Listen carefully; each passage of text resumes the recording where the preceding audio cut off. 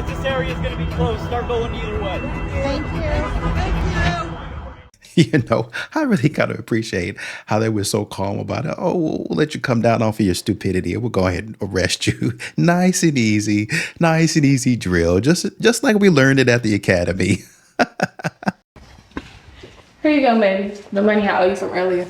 I appreciate it. Are you really just gonna take the money? Y'all be missing out on men that'll treat you right because they're short. Because they don't look like these Instagram model dudes. Because he's a little chubby. You're crazy. Baby, I'm not missing out on no men because of them small ass factors. Baby, if you chubby, let's get in the gym. If you don't like it, shit, I love it. I love me a good chubby man. Okay? I'm just saying. But health is wealth, baby. So we gonna get each other right. But that's the superficial reasons that y'all are losing out on these good provider men.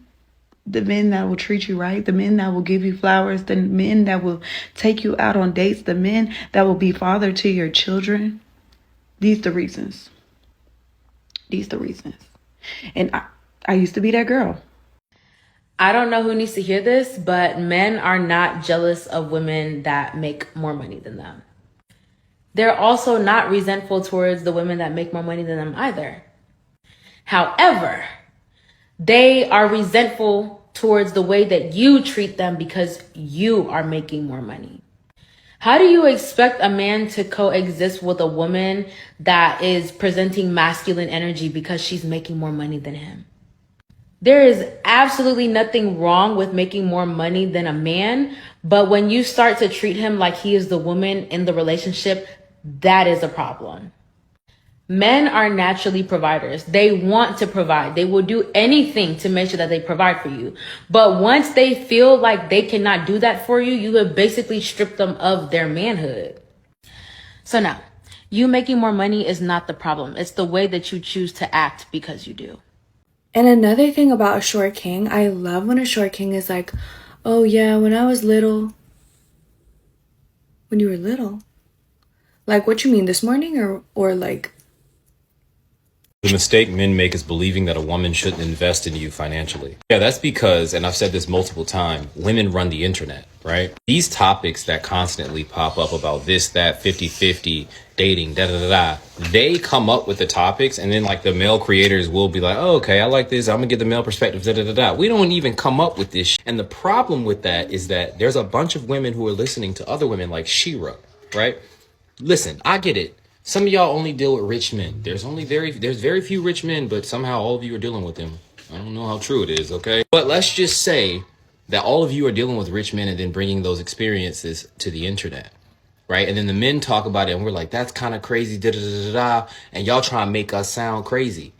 We exist in the real world where people make $50,000 a year. To say, well, if you don't have enough money to be dating, $50,000 a year, you understand, like, the massive majority of people make that or below their entire lives. You're telling me that regular people shouldn't be dating if they make regular money? Think about that for a second. Like, the first thing they'll look at you in your face and say, well, you don't have enough money to be dating. Who? The woman who wants a Chanel bag as a little Tuesday gift? Yeah, for sure. That is literally never who anyone is talking to. There are y'all get online and act like it, but there are very few women who actually live that life. Very few. There's not that many men who can afford to take you out on a date, even to a regular restaurant, more than once a week without being stretched for cash. Like, if he's a normal American, I'm talking about, like, say he's even, like, better than most. He got a degree, got out, got a job. He making $80K a year. He's probably living close to that level, right? He got him a nice little apartment, nice little car, this, that, and the third. He get his hair cut regularly. He's a single guy taking care of himself. He's on his square. He got everything taken care of. He can't afford to be spending $100 on you every outing if y'all go out 2-3 times a week. That's $800 to $1,200 every month on food.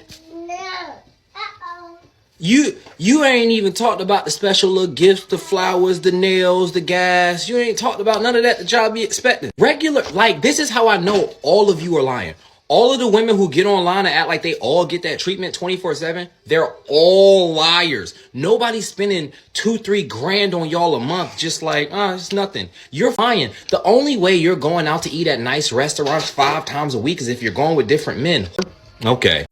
I'm 34 years old, and it's crazy to me because I feel like I'm the person that I never wanted to be.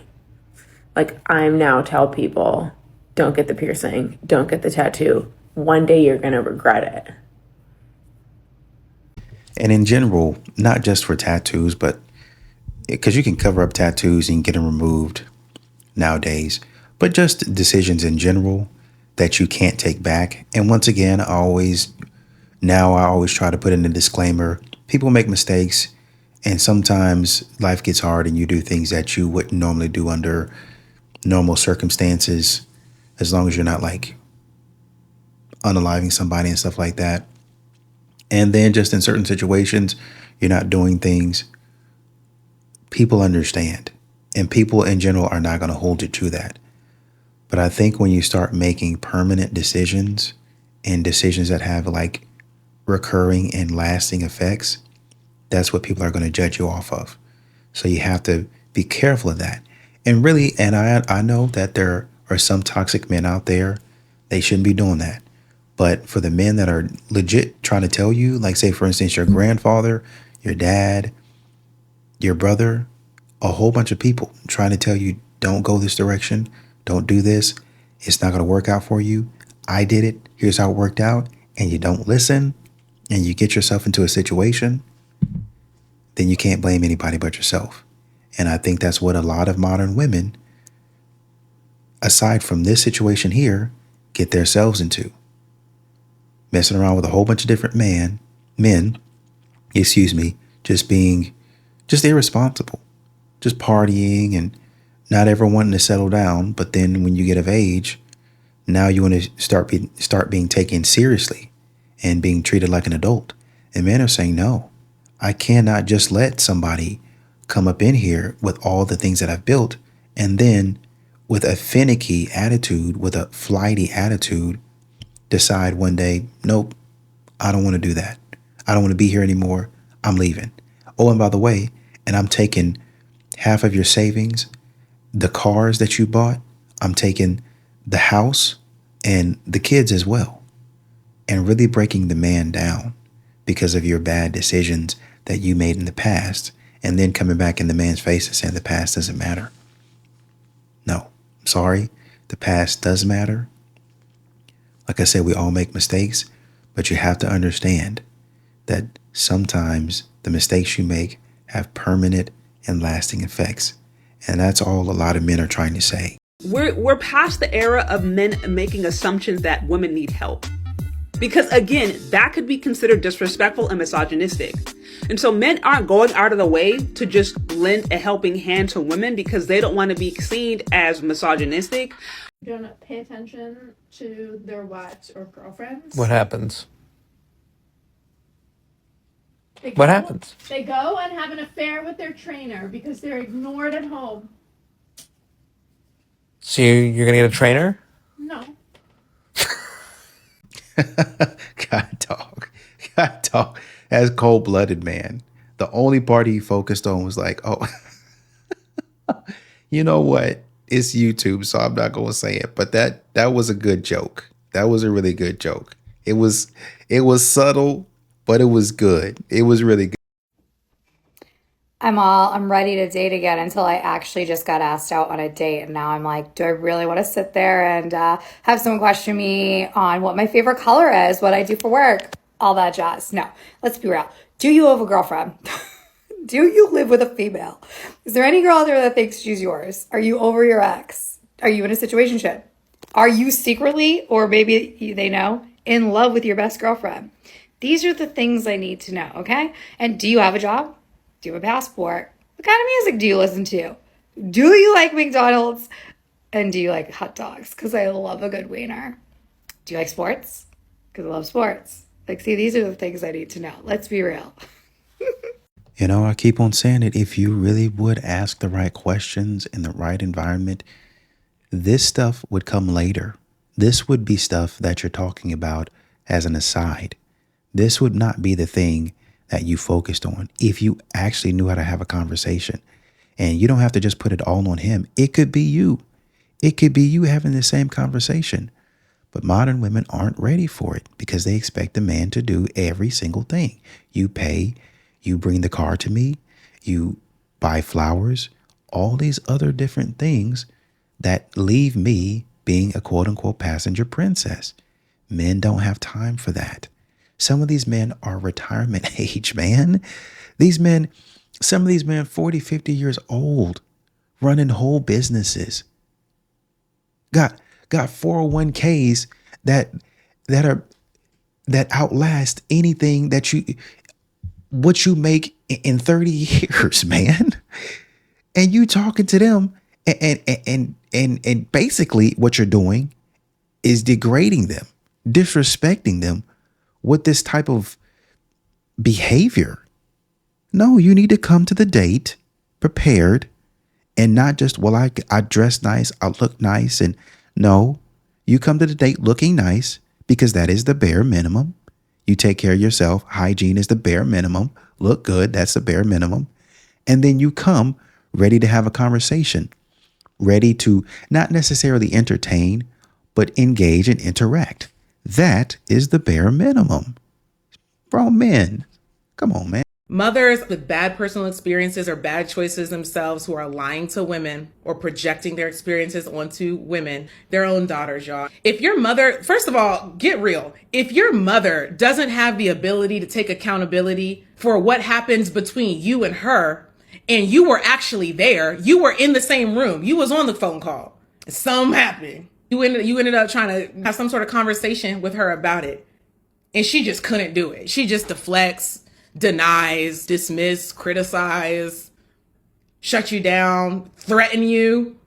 If your mother doesn't even have the ability to take accountability for what happened between you and her, and you were damn there, how can you trust? Y'all got to be real. I know this hurts. How can you trust she gonna tell you the truth about what happened between her and somebody else and you weren't there? Your own father. Be for real, y'all. This really hurts my heart. It gives me no pleasure to say this. It really doesn't. But if your mother can't even be real with you about you and you was there, how can you trust? This is how you keep your marriage alive, okay? I text my husband, what do you want for dinner? And he says, bet. With what seasoning? Extra crispy, non, what do you want? Do you want it up, down, sideways, in a triangle? What do you want? Shaved, not shaved? How do you want it? It will be prepared. Because I've dated men and I've dated women, after having a serious girlfriend, I've literally reached out to exes and apologized to them. Because I love that. I saw the worst version I of love myself. that. Like, this doesn't make any sense. Right. Like, you're over here and I'm just trying to get dressed. I think this is good because so many times we see modern women that don't take accountability like this. They don't want to hear it. It's always a man's fault. It's always a man's issue. And we know from statistics that, when women are in relationships together, they're still getting divorced. Oh, well, even if, let's say we're getting divorced 20% of the time, right? It doesn't matter. Okay, so I'm trying to be as transparent and honest. I'm going to take myself off the screen really quickly. So I just got some sources here that says, let me see. So as you can see up here at the top, general trend for heterosexual divorce rates is about 40 to 50%. So it seems like that's an improvement. Primary source of the data is from the CDC, or the National Center for Healthcare or Health Statistics, right? So 40 to 50%, not great, but I've heard some things as high as 52%. So that seems like a improvement there, right? So let's look at the overall divorce rate as it says here from homosexual for same-sex couples, right? And you get this from www.divorce.com/blog, divorce rate statistics. That's not the CDC. So I guess we have to keep that in mind, right? But I also see Williams Institute, so UCLA School of Law. That might be something there too, right? But It is what it is. So let's say we have that divorce rate there at 1.6. Okay. And then we have a divorce rate for specifically lesbian couples at 72%, which to me would mean that they account for most of it. Right. But let's kind of back that down and say maybe the number is closer to, give you benefit of the doubt, 30%, right? We go down further and it said it tried to provide me a mix of things. Okay. Get it, appreciate it. But it also says here in summary, while heterosexual divorce rates have been declining, they still hover around 40 to 50% for first marriages. Data on same-sex divorce is still emerging, but some early indications suggest it might be similar to or slightly lower than heterosexual divorce rates overall, with some studies suggesting higher rates for lesbian couples compared to male couples, right? And then it says, obviously, the disclaimer down here, however, it's essential to interpret all these figures with caution and recognize the limitations of available data. Right. Got it. Thanks. So what I'm trying to say is that in these relationships, even if it were 30%, you got a problem there. And it's not just men. So at the very least, you can take accountability for you being the issue 30% of the time, even if the man is the issue 70% of the time. I think there would be a lot of men that would say, okay, let me fix my 70 and you fix your 30. But what will happen is modern women will remove the 30% from themselves and say, nope, you take the full 100%. It's all you. It's all your fault. Well, how do they do that? Well, the man says, okay, I'm sorry for the 70%. But then the woman goes back, or some of these women, not all women, some of these women go back and they say, well, no, I did this because you did this. And then they'll do that multiple times. And then it will leave the man essentially with basically apologizing to keep the peace. So he takes 100% of the blame and she takes none of it.